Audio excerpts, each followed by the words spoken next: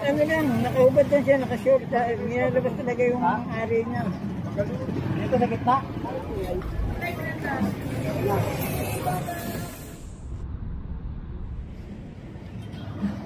Pag dumating dito yan, pinalis ko kagad. Hawak ko pamalo, tatlo kagad. Dati, lit-lit lang ng mga yun.